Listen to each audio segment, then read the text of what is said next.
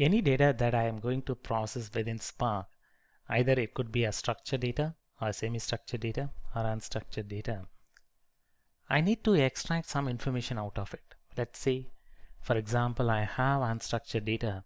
I may want to extract the information within it. Let's take an example of I have a number of images. I wanted to find out how many human faces are available within each and every image. So after doing the processing of each and every image, say I have some XYZ algorithm, machine learning algorithm, or any XYZ processing, I can use the low-level API, that is RDD. I can process each and every image and identify how many human faces are available in each and every image. So the output is going to be in some structured form. I'll have the image ID and the number of images. And I may want it to do some further processing on that particular image in terms of filtering out all the images having more than X number of human faces or less than X number of human faces. So whenever I wanted to do this transformation or I want to derive the data out of it, I cannot change the existing data. So I need to transform that particular data frame or that structured data into another data frame and do further processing. So as we discussed earlier, any data structure, whether it is an RDD or data frame or data set, it is immutable. I cannot change it. So I may have a number of such data frames or RDDs. I can mix and match in terms of making join, or I can add columns, add rows, transpose, do whatever transformation I want, I can do. So whatever the transformation instruction that I'm going to give, that's what we call it as the instructions or the program. And it can be done in multiple ways. There are different APIs available. It can be done through the Java language, or it can be done through Python or through Scala. Spark supports all these languages, and whichever the one that we wanted to give the instruction, what needs to be done, how the data needs to be transformed, we can give the instructions.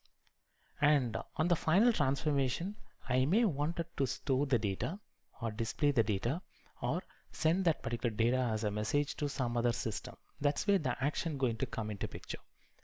All the transformations are lazy. So as long as I give the instruction, it will take all the instructions, and the effectiveness of that particular transformation will come into picture only when I'm taking some action against the transformation or action against that particular data structure. So the action could be like counting the number of records or printing the records in the screen or sending that records as a message to other messaging system or persisting into some storage like an RDBMS or file system or in another NoSQL database. And this is where we are going to learn about how to do the program or how to express what transformation have to happen and what action needs to be taken. And internally, based on the instructions that we are giving, it's going to generate a DAG cycle, directed acyclic graph. Let's take a simple example. From some sensors, I'm going to get the data. So the first thing what I will do, I will give instruction to clean the data and filter some warnings. And the same cleaned data, I want to filter out the errors. And from structured data, I may have the error code and warning code. I'll be reading both the error code and warning code. So these are all the transformations that I have given, and at some point of time I will be having a reference list on the list of error codes, and I wanted to match all the error codes with the description or some sort of a join I wanted to do between the filtered errors and the error code. So I'll be getting the result set.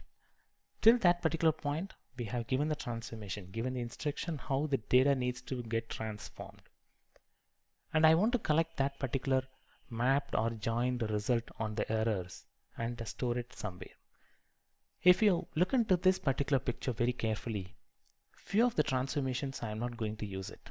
Say for example, the one marked in yellow color, cleaning the data from some sensors and filtering the errors, as well as reading the warning coding. I am not going to use it at all. The system automatically, especially the optimizer available within the Spark, when it is generating the tag cycle, it will automatically identify these are all the transformations, doesn't need to be worked on. So it's going to ignore all those transformations. and internally it's going to find the optimal way to do this transformation. That's where the optimizers comes into picture. So basically transformations are nothing but going to transform the data from one form to another form, and key things to remember is transformations are lazy. The effectiveness of the transformation will come into picture only if I take some action like storing or displaying the results. And transformations will happen only if it is required. And the data set that is getting generated or data set that is getting created out of transformations are immutable. And actions, that's when the transformation will take the physical existence of that particular data. And n number of transformations, it's going to create a logical tree, and it's going to create a logical plan, and it's going to execute those transformations, the list of or the sequence of transformations for that particular action by finding out an optimal way. Basically, it's going to do the optimization based on the cost in terms of what is going to consume less amount of resources and going to have very less latency. It's going to create two type of plan, physical plan and logical plan. And we will see about this optimizer little later. And irrespective of whatever the instructions that we are giving, either in the Java language or in the Scala or Python, internally optimizer going to work in the same way for whatever the language instruction that we are giving. So all these languages are only the interface for the programmers to give the instruction.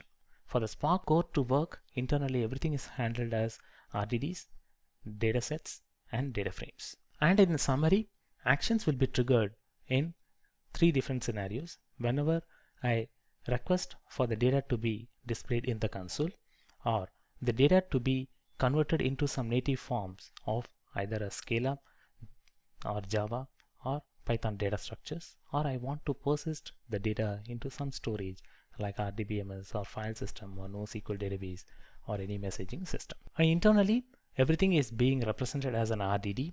That is the low-level API. Even data frames, data sets, all will be represented as an RDD. That will be through the Spark SQL. And RDDs are not the physical entity that's going to exist, that has the property for the data to be existing across different machines, and it has a property of resilience and existing in the distributed form. And the existence of the RDD will come into picture only if I am taking some action against the transformation. And the list of transformations that's going to create the RDD based on the action that I'm going to take against the transformation.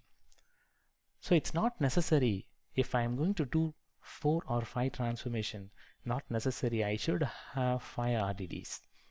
When I'm going to read the data and I might give instruction to transform the data into multiple forms, finally the final transformed data I wanted to store. So let's take an example of this particular example. I'm going to have the data from a sensor and from RDBMS. It's not necessary for each and every step it has to create an RDD.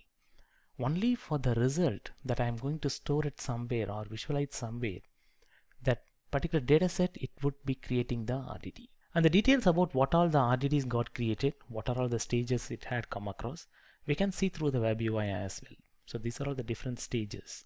These are all the RDDs it would be creating internally. And only when I am taking some action, that's when the RDD, the existence of that particular RDD would come into picture. So these are all the different type of transformations it's going to do. The optimizer internally available, going to find the right data type and the right transformation that it needs to do, when it has to do, and how many partitions should exist, when to increase the partitions, when to decrease the partitions. So all the decision would be taken care by the optimizer.